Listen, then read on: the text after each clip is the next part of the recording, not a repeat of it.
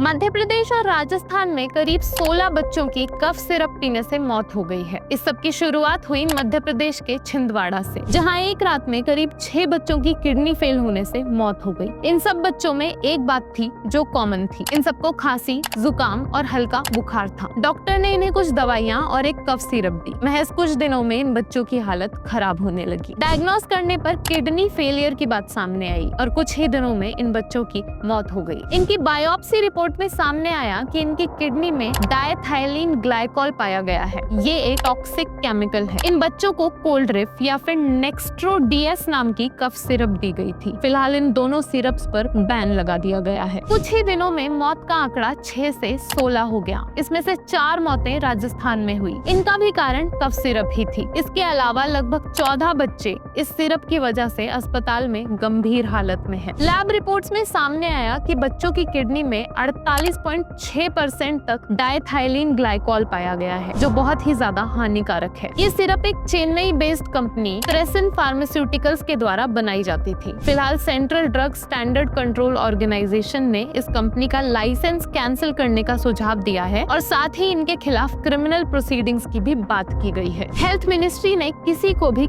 Cough syrup देने से मना किया है, खासकर 2 साल से कम उम्र के बच्चों को। इस मामले में डॉक्टर प्रवीण सोनी को सस्पेंड करके गिरफ्तार कर लिया गया है। ये परसिया के एक सरकारी अस्पताल में पीडियाट्रिशियन यानी कि बच्चों के डॉक्टर थे। उनका कहना है कि वो इस कंपनी की दवाइयां लगभग 10 साल से पेशेंट्स को दे रहे थे। डॉक्टर्स पर दवाई के फॉर्मुलेशन का इल्जाम लगाना गलत है। उन्हें तो एक रेडी टू यूज सील्ड दवाई मिलती है। मरे हुए बच्चों में से 11 प्रवीण सोनी के ही सब डिवीजन से थे। राजस्थान में जिस कफ सिरप से ऐसा हुआ वो सरकार की फ्री मेडिसिन स्कीम से दी जाती थी। इनमें से 2 बच्चों को ये सिरप घर पर ही बिना डॉक्टर के प्रिस्क्रिप्शन के दी गई थी। ऐसा भी कहा जा रहा है कि ये सिरप 2 साल से कम बच्चों को पिलाने की मनाही भी थी। फिलहाल तेलंगाना, महाराष्ट्र, कर्नाटका ने भी कोल्ड्रिफ पर बैन लगा दिया है और एमपी पुलिस ने एक एसआईटी का गठन किया है जो इस मामले में आगे जांच करेगी।